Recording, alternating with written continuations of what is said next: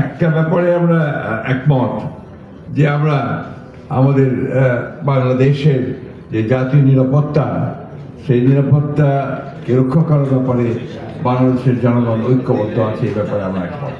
এখানে যে বলা হয়েছে যে অনেকেই বলতে চেষ্টা করেছেন যে জনগণের মধ্যে আপনার কিছুটা বিভেদ আছে, বিভাজন আছে, সেটা জনগণের মধ্যে নেই। আমার মনে হয় রাজনৈতিক দলগুলোর মধ্যে তাদের মত ও পথ নিয়ে কিছুটা মত পার্থক্য থাকতেই পারে, যেটাই স্বাভাবিক।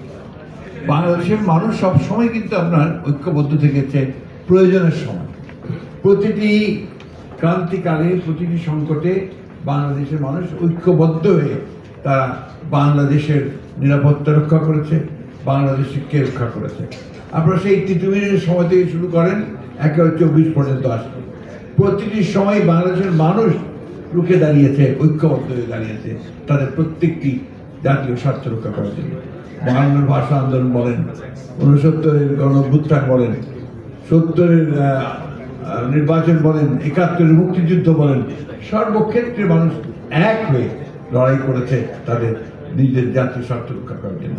সুতরাং আমি এটাকে মনে করি যে এটা আমাদের কাছে ঠিক একটা বড় সমস্যা বলে আমি মনে করি না। বাংলাদেশের মানুষ ঐতিহাসিকভাবে তারা ঐক্যবদ্ধ থাকে তাদের প্রয়োজনের সময়। মূল ব্যাপারটা হচ্ছে যে আসলে জনগণকে আপনাকে ক্ষমতায়িত করতে হবে, জনগণের সার্বভৌমত্বকে নিশ্চিত করতে হবে। যদি আমরা সেটা করতে পারি তাহলে আমাদের জাতীয় নিরাপত্তা নিশ্চিত হবে, আমাদের অন্যান্য বিষয়গুলো অত্যন্ত সহজ হবে। আমরা গণতন্ত্রই চর্চা করতে পারি না ঠিক মতো। আমরা গণতন্ত্রকে চর্চা করতে গিয়ে প্রতি পদে পদে বাধা পেয়েছি। সেই জায়গায় আজকে আমাদেরকে একমত হতে হবে। আমার ধারণা আমরা সবাই ব্যাপারে একমত হয়েছি এবং অনেকেই নেতিবাচক কথা বলছেন, আমি কিন্তু খুব ইতিবাচক দেখতে পাচ্ছি সামনে। বাংলাদেশের মানুষ তর্ক করছে, বিতর্ক করছে, আলোচনা করছে, তার মধ্য দিয়ে তারা একটা জায়গায় এসে পৌঁছচ্ছে। এবং আমি বিশ্বাস করি যে আমরা এই আলোচনার মধ্য দিয়ে, তর্ক বিতর্কের মধ্য দিয়েই আমাদের সেই জায়গাটা আমরা পৌঁছবো, যেখান থেকে আমরা সত্যিকার অর্থে আমাদের গণতান্ত্রিক প্রতিষ্ঠানগুলোকে নির্মাণ করবার জন্য একটা সঠিক পথ খুঁজে বের করতে পারবো। এখানে খুব ইম্পর্টেন্ট কথা যেটা আমরা মনে করি, যেটা কৌশল বলেছেন, আসলে ডেমোক্রেটিক ইনস্টিটিউশনগুলোকে আমাকে শক্তিশালী করতে হবে এবং এটাকে শক্তিশালী করতে যদি পারি তাহলে আমি জাতীয় নিরাপত্তাকেও আমি নিশ্চিত করতে পারবো এবং আমার অন্যান্য বিষয়গুলোকে আমি সামনের দিকে এগিয়ে নিয়ে যেতে পারবো। আমি সেই কারণেই বক্তব্য দীর্ঘ না করে শুধু সামনে যে সময়টুকু খুব দ্রুত আমরা একটা গণতান্ত্রিক ব্যবস্থার মধ্যে দিতে চাই, সেখানে আমরা দ্রুত যেতে পারি, তার জন্য আমরা সবাই যেন কাজ করি। প্রশ্নটা হচ্ছে গণতন্ত্রে ফিরে যাওয়া, প্রশ্নটা হচ্ছে গণতন্ত্রের উত্তরণ ঘটানো, প্রশ্ন হচ্ছে যে গণতান্ত্রিক রাষ্ট্র ব্যবস্থা চালু করা। আমরা রাষ্ট্র ব্যবস্থার মেরামতের কথা আমরা বলেছি, এটা তো অনেক আগেই বলেছি।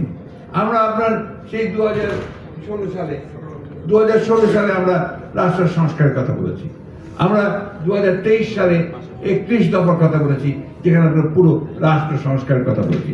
তো কোথায় প্রবলেমগুলো হচ্ছে আমি বুঝতে পারি না। আমার কাছে মনে হয় যে আমাদের চিন্তা ভাবনার মধ্যে এই জায়গাটাতে আমাদের এক হওয়া দরকার, যে আমরা সবাই এক হয়ে আমাদের রাজনৈতিক দল যেহেতু আমরা গণতন্ত্রে বিশ্বাস করি, আমাদের তো বিভিন্ন মত থাকবেই, সেই মতগুলোকে আমরা এক জায়গায় নিয়ে এসে আমরা অন্তত এক জায়গায় আসি যে আমরা গণতন্ত্রে ফিরে যাব, একটা জনগণের ক্ষমতায়ন করব, জনগণের ক্ষমতা জনগণ ফিরিয়ে দেবো, সে তার ভোট প্রদানের মধ্য দিয়ে তার সেই মতকে প্রতিষ্ঠিত করবে এবং সত্যিকার অর্থেই একটা গণতান্ত্রিক রাষ্ট্র ব্যবস্থা প্রতিষ্ঠা করবে।